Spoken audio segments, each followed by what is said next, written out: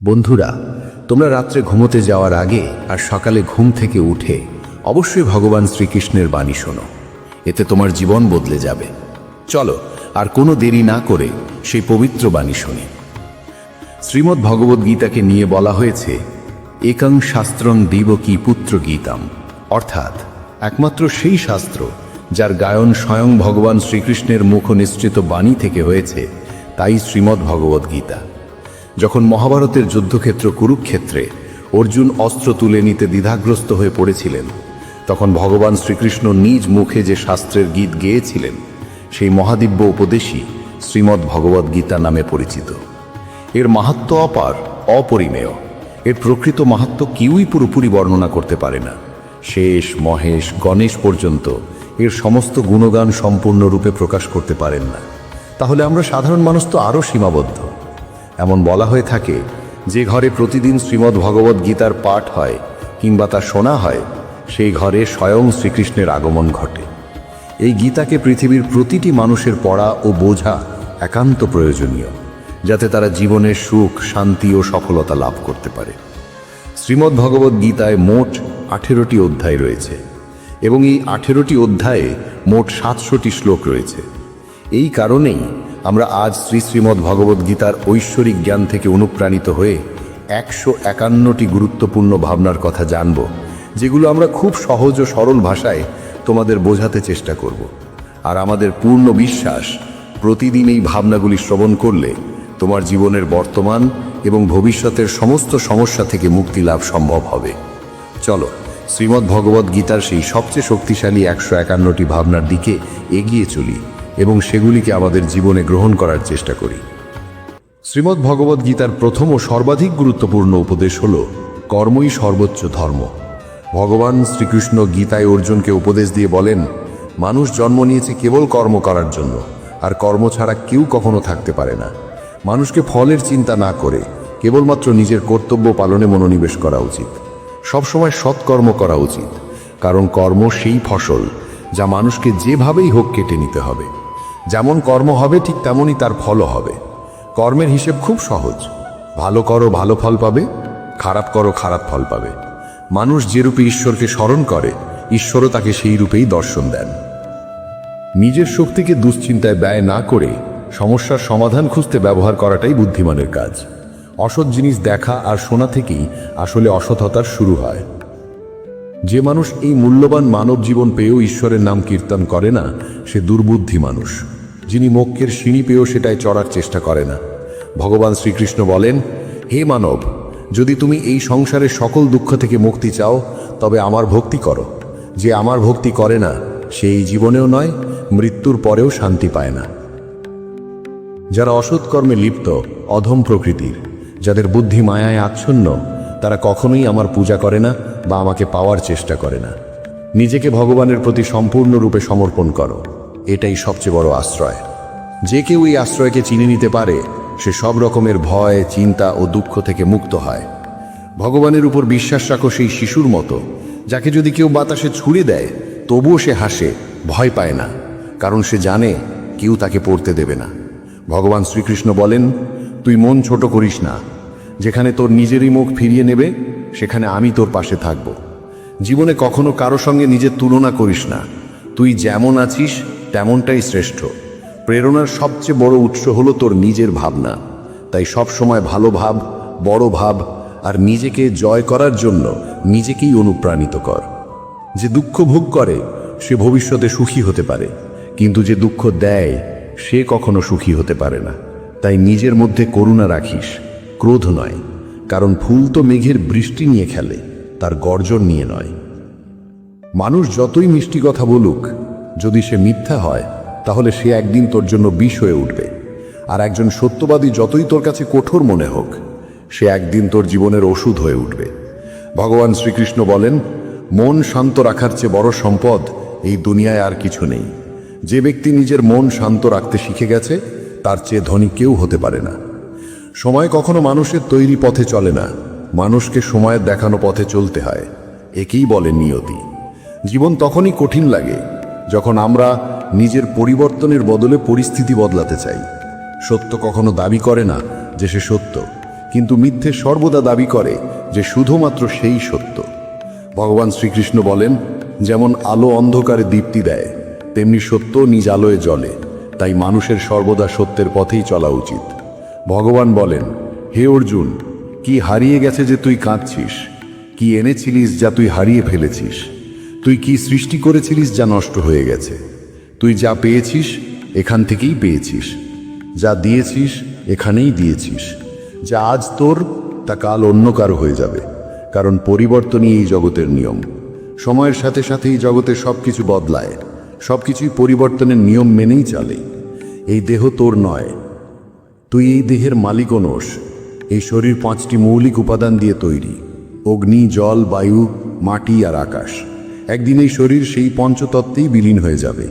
এই দুনিয়ায় ভাগ্যের চেয়ে আর সময়ের আগে কিছুই কারোর কপালে জোটে না, আর কোনোদিন জুটবেও না।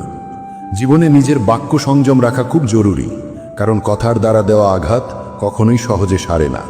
কৃষ্ণ বলেন, ধর্মের জন্য যুদ্ধ করতে শেখো, অধর্মের কাল হয়ে উঠতে শেখো, আর আপনজনের জন্য ত্যাগ করতে শেখো। সত্য সব সময় জলের উপর তেলের বিন্দুর মতো। যতই মিথ্যের জল ঢালা হোক না কেন, তা সবসময় ওপরে ভেসে থাকে। সজ্জন মানুষের উচিত সদা উত্তম আচরণ করা, কারণ সাধারণ মানুষ তাদের পথচিহ্ন অনুসরণ করেই নিজের পথ খোঁজে। যদি কারোর ভালো করতে না পারো, তাহলে খারাপও করো না, কারণ এই দুনিয়া দুর্বল হতে পারে, কিন্তু যিনি এই দুনিয়া তৈরি করেছেন তিনি নন। যে ব্যক্তি শ্রীমদ্ ভগবদ্ গীতা পড়ে এবং সেই অনুযায়ী জীবন পরিচালনা করে, তার সমস্ত পাপের প্রভাব মুছে যায়। জীবনে আমরা কতটা সঠিক আর কতটা ভুল, একথা কেবল দুইজন জানে। এক তো সেই পরমাত্মা, আর দুই আমাদের নিজ অন্তরাত্মা। মৃত্যু একটি অটল সত্য, যা কখনোই পরিবর্তন করা যায় না। এই জগৎ সৃষ্টির আদিকাল থেকেই জন্ম মৃত্যুর চক্র চলে আসছে। যেমন একজন মানুষ পুরনো পোশাক ছেড়ে নতুন পোশাক পরিধান করে, তেমনি আত্মাও পুরনো ও নিরর্থক দেহ ত্যাগ করে নতুন দেহ ধারণ করে। এটাই প্রকৃতির নিয়ম। এই সত্যকে গ্রহণ করে ভয়মুক্ত হয়ে বর্তমানকে পূর্ণভাবে বাঁচতে শেখা উচিত। জ্ঞানী মানুষ কখনো মৃতের জন্য শোক করেন না, আবার জীবিতের জন্যও শোক করেন না, কারণ তারা জানেন যে চলে গেছে সে আবার ফিরে আসবে, এবং যে আজ আছে একদিন সেও চলে যাবে। শ্রীকৃষ্ণ বলেন, জীবনে যদি কখনো সুযোগ আসে, তবে কাউকে সহায়তা করতে সারথি হও, স্বার্থপর নয়। যেমন একটি প্রদীপ নিজের আলো কম না করেও হাজারো প্রদীপ জ্বালাতে পারে, তেমনি আনন্দ ভাগ করলে তা কখনো কমে না। যার হৃদয় ধর্মে পরিপূর্ণ, সে ধর্মের উপদেশ দেয়, আর যে অধর্মে ডুবে থাকে তার উপদেশও অধর্মের হয়। মানুষ দুঃখী হয় এই কারণে নয় যে সে ঈশ্বরে বিশ্বাস করে না, বরং সে ঈশ্বরের কথা শোনে না বলেই দুঃখ পায়। সময় হলে সকল কিছুই মানুষকে প্রাপ্ত হয়, কিন্তু সময়ের আগে কিছু পেতে চাওয়াই দুঃখের মূল কারণ। ক্রোধ হলো সেই দরজা যা মানুষকে নরকের পথে নিয়ে যায়। ক্রোধ মানুষের চিত্তকে অশান্ত করে তোলে, এবং সেই অস্থিরতায় সে নিজেকেই ক্ষতিগ্রস্ত করে ফেলে। শ্রীকৃষ্ণ বলেন, যতই রাগ আসুক না কেন, ক্রোধ থেকে বিরত থাকা উচিত। নিজের মনে শান্ত থাকার চেষ্টা করতে হবে। এই জগতে কেউই নিজে থেকে মহান নয়, তার কর্মই তাকে মহান করে তোলে। সঠিক কর্ম মানে এমন ফল নয় যা সব সময় শুভ হয়, বরং সঠিক কর্ম সেই যার উদ্দেশ্য কখনো অশুভ নয়। মানুষ সব সময় নিজের ভাগ্যকে দোষারোপ করে, অথচ সে জানে যে ভাগ্যের চেয়েও শ্রেষ্ঠ তার কর্ম, যা সে নিজে হাতে গড়ে নিতে পারে। আজ যা তোমার আছে তা কাল কারু ছিল, এবং পরশু আবার কারু হবে। তুমি এসেছিলে খালি হাতে, আবার ফিরে যাবে খালি হাতে। অতীতের জন্য দুঃখ করে লাভ কি? বর্তমানের জন্য অহংকার করে কি হবে? ভবিষ্যতের জন্য মোহ রেখেই বা কি হবে? বুদ্ধিমান ব্যক্তিকে ক্রোধ ও লোভ পরিত্যাগ করতে হয়, কারণ এগুলো আত্মার পতন ঘটায়। মানুষ হৃদয় থেকে যা দান করতে পারে তা হাত দিয়ে কখনো সম্ভব হয় না, আর যে কিছু না বলেও যা বলে দিতে পারে তা কখনো শব্দ দিয়ে বলা যায় না। মনকে নিয়ন্ত্রণে রাখা ভীষণ প্রয়োজন। মানুষের মন বায়ুর মতো চঞ্চল। এই মনই মানুষকে কামনা বাসনার পথে ভাসিয়ে নিয়ে যায়। তাই জীবনে সফল হতে হলে মনকে আয়ত্তে আনা আবশ্যক। মনকে নিয়ন্ত্রণে রাখলে মস্তিষ্কের শক্তি একাগ্র হয় এবং তা কাজের সফলতা এনে দেয়। গীতার মতে যে ব্যক্তি নিজের মনকে আয়ত্তে এনেছে সে মন থেকে উদ্ভূত অপ্রয়োজনীয় চিন্তা ও ইচ্ছা থেকেও মুক্ত থাকে এবং নিজের লক্ষ্যে সহজেই পৌঁছে যায়। কিন্তু যদি মনকে আয়ত্তে না আনো তবে এই মনই তোমার সবচেয়ে বড় শত্রুতে পরিণত হবে। কোনো মানুষ তার সময়ের আগে কিংবা ভাগ্যের বেশি কিছু পায় না, তবে তবুও চেষ্টা চালিয়ে যেতে হবে। সব সময় সন্দেহ করা মানুষ কখনোই শান্তি পায় না, তাই সন্দেহ থেকে বিরত থাকা প্রয়োজন। অতিরিক্ত সন্দেহে মনের শান্তি নষ্ট হয় এবং মানুষ বিভ্রান্ত হয়ে নিজের সম্পর্কগুলো ধ্বংস করে ফেলে। দেহের সৌন্দর্য মনকে আকর্ষণ করে, কিন্তু স্বভাবের সৌন্দর্য হৃদয়কে আকর্ষণ করে। তাই মানুষের স্বভাব সবসময় নির্মল হওয়া উচিত। ইতিহাস বলে গতকাল সুখ ছিল, বিজ্ঞান বলে আগামীকাল সুখ আসবে, কিন্তু ধর্ম বলে যদি মন সৎ আর হৃদয় পবিত্র হয় তবে প্রতিদিন সুখ থাকে। কে কি করছে, কেন করছে, কিভাবে করছে, এসব থেকে যত দূরে থাকবে তত বেশি শান্ত থাকবে। শ্রীকৃষ্ণ বলেন, যে ব্যক্তির মধ্যে জ্ঞানের অভাব আছে এবং যার মনে ঈশ্বরের প্রতি বিশ্বাস নেই সে জীবনে কখনো আনন্দ বা সফলতা লাভ করতে পারে না। ক্ষমা করতে শেখো, নীরব থাকতে শেখো। তুমি এমন এক শক্তিতে পরিণত হবে যার সামনে পাহাড়ও পথ ছেড়ে দেবে। বেশি খুশি হলে বা বেশি দুঃখে থাকলে কোনো সিদ্ধান্ত নেওয়া উচিত নয়, কারণ এই দুই অবস্থায় মানুষ কখনো সঠিক সিদ্ধান্ত নিতে পারে না। কানহা বলেন, যখনই এই পৃথিবীতে পাপ, অহংকার ও অধর্ম বৃদ্ধি পাবে তখনই আমি তার বিনাশ করতে এবং পুনরায় ধর্ম প্রতিষ্ঠা করতে অবতার গ্রহণ করব। যারা আত্মিকভাবে জাগ্রত তাদের পথ হচ্ছে নিঃস্বার্থ কর্মের। যারা ঈশ্বরের সঙ্গে যুক্ত তাদের পথ স্থিরতা ও শান্তির। মোহই পতনের কারণ। মানুষের সমস্ত দুঃখের মূল হচ্ছে তার মোহ। যত বেশি মোহ করবে তত বেশি কষ্ট পাবে। পশ্চাত্তাপ অতীতকে পাল্টাতে পারে না এবং চিন্তা ভবিষ্যৎকে গড়তে পারে না। তাই বর্তমানেই সূক্ষ্ম যাই জীবনের আসল আনন্দ। মানব কল্যাণ হল গীতার মূল উদ্দেশ্য। তাই নিজের কর্তব্য পালন করতে গিয়ে মানুষের মঙ্গলকেই প্রাধান্য দেওয়া উচিত। হে অর্জুন, যে ব্যক্তি আমার অলৌকিক জন্ম ও কর্মকে সত্যভাবে উপলব্ধি করে সে দেহত্যাগের পর পুনর্জন্ম নেয় না এবং আমার পরমধামে পৌঁছে যায়। যে ব্যক্তি সমস্ত ইচ্ছাকে ত্যাগ করে, সমস্ত আবেগ থেকে মুক্ত হয়ে যায়, সে অপার শান্তি লাভ করে। শ্রীকৃষ্ণ বলেন, যে তোমার পাশে থাকে তার পাশে থাকো, যে তোমাকে ঠকায় তাকে ছেড়ে দাও। যেখানে তোমার সম্মান নেই সেখানে কখনো যেও না, না হলে মানুষ তোমাকে দুর্বল এবং মূর্খ ভাববে। যেখানে বৃষ্টি নেই সেখানে ফসল শুকিয়ে যায়, আর যেখানে সংস্কার নেই সেখানে ভাগ্যও শুকিয়ে যায়। ঈশ্বর আমাদের যা কিছু দিয়েছেন সেটাই আমাদের জন্য যথেষ্ট এবং সেটাই চিরন্তন সত্য। সংযম, সদাচার, স্নেহ এবং সেবা, এই গুণগুলো সত্য সঙ্গ ছাড়া আসে না। ঈশ্বরের প্রতি প্রার্থনা মানুষকে পরিস্থিতি বা ভাগ্য বদলাবে কিনা সেটা নিশ্চিত নয়, কিন্তু সেই প্রার্থনা মানুষকে অন্তর থেকে বদলায়, তার চরিত্রে পরিবর্তন আনে। যে সমস্ত মানুষ বলে যে তাদের সময় নেই, প্রকৃতপক্ষে তাদের ঘনিষ্ঠ সম্পর্কের তালিকায় তোমার নামটাই নেই। কথা এতটাই মধুর হওয়া উচিত যাতে যদি কোনোদিন তা ফিরিয়ে নিতে হয় তবু কখনো তেতো না লাগে। নিজের মধ্যে সামান্য আত্মসম্মান থাকা প্রয়োজন, না হলে মানুষ তোমাকে সেখানেও দমন করার চেষ্টা করবে যেখানে তোমার অধিকার থাকা উচিত। যতক্ষণ না তুমি নিজেকে হার মানাও ততক্ষণ দুনিয়ার কোনো শক্তিই তোমায় হারাতে পারে না। নীরবতা হলো সবচেয়ে বড় জবাব, আর ক্ষমা করে দেওয়া হলো সবচেয়ে বড় শাস্তি। যে মানুষের মধ্যে ধৈর্যের শক্তি থাকে তার শক্তির কোনো তুলনা হয় না। আমাদের অহেতুক দুশ্চিন্তা আর মনের ভয় এমন এক রোগ যা আমাদের আত্মার শক্তিকে ছিন্ন ভিন্ন করে দেয়। মানুষকে জীবনের চ্যালেঞ্জ থেকে পালানো উচিত নয় এবং ভাগ্য বা ঈশ্বরের ইচ্ছাকে অজুহাত বানিয়ে চলা উচিত নয়। দুর্বল তুমি নও, তুমি তো সময়ের সন্তান, আর সময় কারোর এক জায়গায় থাকে না।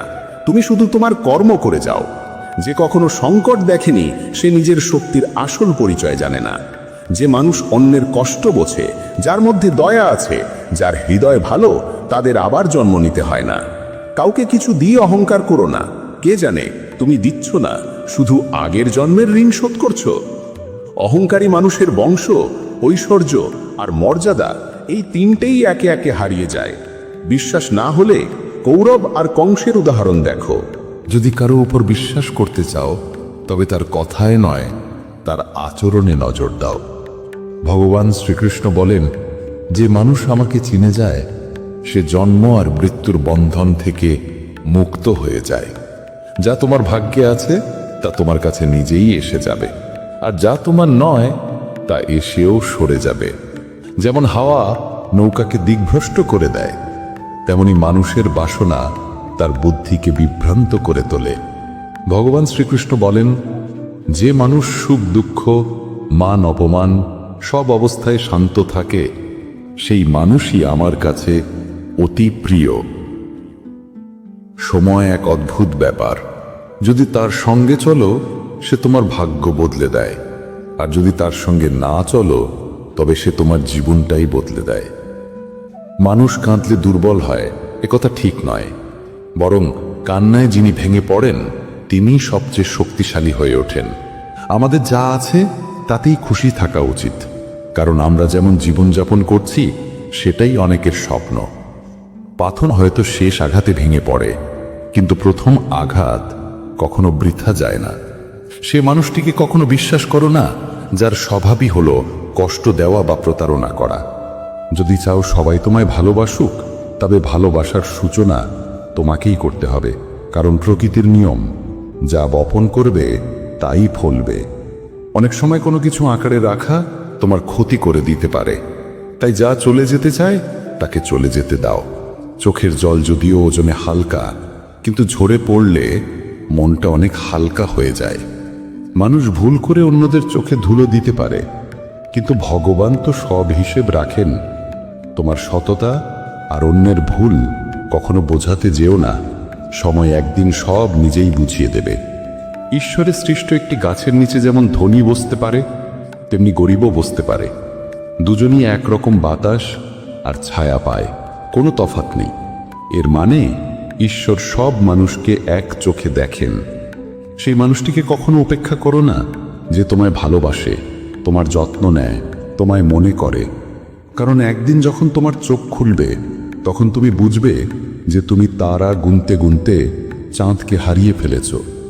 ধৈর্য রাখো, সঠিক সময় এলে তুমি সব কিছু পাবে যার জন্য তুমি এতদিন পরিশ্রম করেছ। অনেক সময় ঈশ্বর তোমায় ধনী করেন এই কারণ তিনি নিজে গিয়ে সবার দরজায় দরজায় সাহায্য করতে পারেন না। তাই যা কিছু তোমার আছে তা ভাগ করে নিতে শেখো। ধ্যান মানে হলো ভেতর থেকে হাসা, আর সেবা মানে হলো এই হাসিটাকে অন্যদের কাছে পৌঁছে দেওয়া। যখন আগামীকাল কি হবে তা জানো না, তখন আজকের দিন কেন নষ্ট করছো? যে মুহূর্তে হাসা যায় সেই মুহূর্তে কাল নিয়ে কান্না করে সময় নষ্ট করার মানে নেই। সৌভাগ্যবান তারাই যারা সব ভালো পায় তা নয়, বরং সৌভাগ্যবান তারাই যারা যা পায় তা ভালো করে নেয়। যদি শান্তি চাই তবে অন্যের কাজে আর অন্যের ভুলে মন দেওয়া বন্ধ করে দাও। শুধু নিজের জীবন আর ভালো জিনিসগুলোর দিকেই মন দাও। তুমি জলের মতো হও যে নিজের পথ নিজেই তৈরি করে নেয়। পাথরের মতো কঠিন হয়েও না যে নিজে তো থেমে যাই, অন্যের পথেও বাধা হয়ে দাঁড়ায়।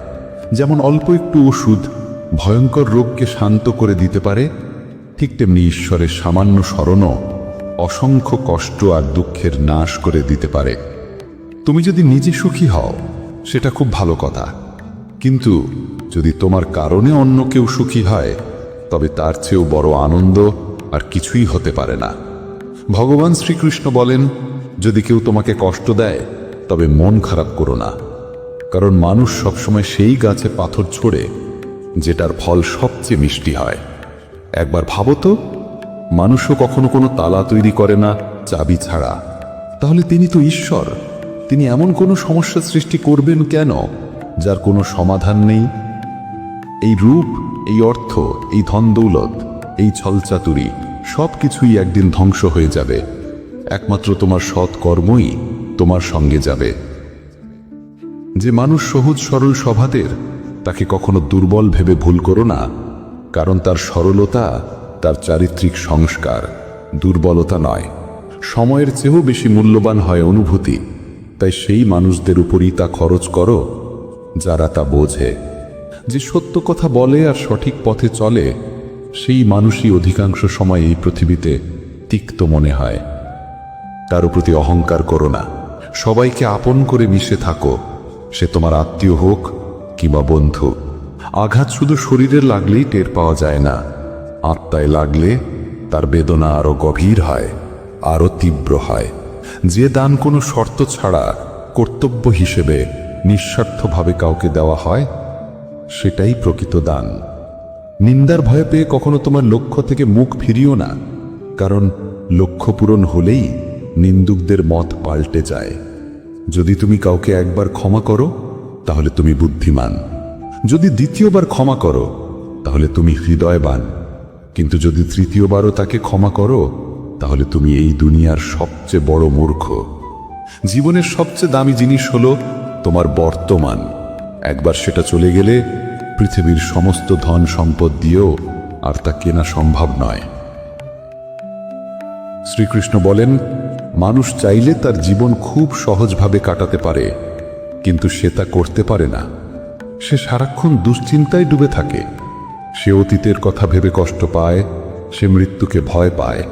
সে জীবনে যেমন ঠিকঠাকভাবে বাঁচতে পারে না, মৃত্যুকেও ঠিকভাবে গ্রহণ করতে পারে না। শ্রীকৃষ্ণ বলেন, তোমার অতীত আমি পাল্টাতে পারি না, কিন্তু তোমার বর্তমান যদি তুমি সৎভাবে বাঁচো তাহলে তোমার ভবিষ্যৎ আমি নিশ্চিতভাবে উজ্জ্বল করে তুলব। ঈশ্বরের কাছে কিছু চেয়ে না পেলে অভিমান করো না, কারণ ঈশ্বর কখনো সেটা দেন না যা তোমার কাছে ভালো লাগে, বরং তিনি সেটাই দেন যা সত্যিকারের ভালো তোমার জন্য। যেমন সমুদ্র পার হতে হলে নৌকাই একমাত্র উপায়, তেমনি স্বর্গে পৌঁছানোর একমাত্র সোপান হল সত্য। আমরা কিছু না বললেও তিনি শুনে নেন, তাই তার নাম পরমাত্মা। আর তিনি কিছু না বললেও আমরা যদি অনুভব করতে পারি, সেটাই শ্রদ্ধা। কানহা বলেন, আমি এই পৃথিবীর মাটির কোমল গন্ধ, আমি আগুনের তাপ, আমি সব জীবের প্রাণ, আর সন্ন্যাসীদের আত্মসংযম আমি। ভগবান শ্রীকৃষ্ণ বলেন, যে ব্যক্তি মৃত্যুর সময় আমায় স্মরণ করে শরীর ত্যাগ করে, সে আমার চিরন্তন ধামে পৌঁছায়। হে মানব, যদি তুমি সংসারের সব দুঃখ থেকে মুক্তি পেতে চাও তবে আমার ভক্তি করো। যে আমার ভক্তি করে না সেই জীবনেও শান্তি পায় না, না মৃত্যুর পর। ভগবান বলেন, যে ব্যক্তি গীতার এই গূঢ় জ্ঞানকে ভক্তদের মাঝে পৌঁছে দেয়, তাদের মধ্যে প্রচার করে, সে আমার অত্যন্ত প্রিয় হয়। যেমন এই জ্ঞানের মাধ্যম আমরা হয়েছি, তেমনি তুমিও মাধ্যম হও। এই অমূল্য জ্ঞানকে যতটা সম্ভব বেশি মানুষের কাছে পৌঁছে দাও এবং ভগবান শ্রীকৃষ্ণের প্রিয় ভক্ত হয়ে ওঠো। বন্ধুরা, যদি ভগবান শ্রীকৃষ্ণের এই বাণী তোমার ভালো লেগে থাকে তবে মন্তব্যে জয় শ্রী রাধে কৃষ্ণ লিখতেই হবে।